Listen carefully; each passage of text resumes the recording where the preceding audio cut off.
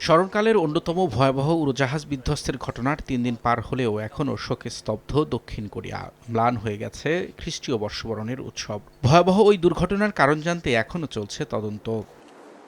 ফ্লাইটটির তথ্য বিশ্লেষণে উদ্ধার হওয়া ব্ল্যাক বক্স পাঠানো হয়েছে যুক্তরাষ্ট্রে। কারণ হিসেবে বেসামরিক বিমান পরিবহন বিষয়ক উপমন্ত্রী জানিয়েছেন, অবতরণের আগ মুহূর্তে কি ঘটেছিল তা জানা প্রয়োজন। এছাড়া এ পদক্ষেপের মাধ্যমে দুর্ঘটনার সঠিক তদন্তের বিষয়টিও নিশ্চিত হবে।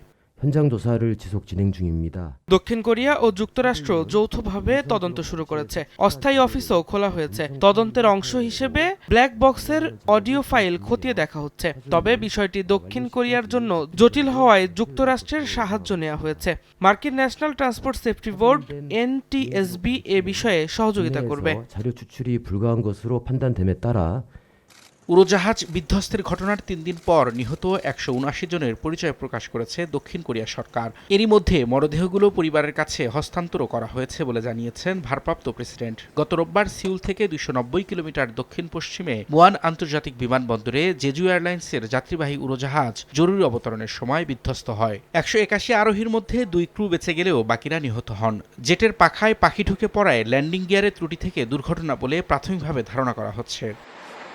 দক্ষিণ কোরিয়ায় গত ৩ দশকের মধ্যে সবচেয়ে ভয়াবহ উড়োজাহাজ বিধ্বস্তের ঘটনায় ১ সপ্তাহের রাষ্ট্রীয় শোক ঘোষণা করা হয়েছে। রবিউল ইসলাম আওলাদ, সময় সংবাদ।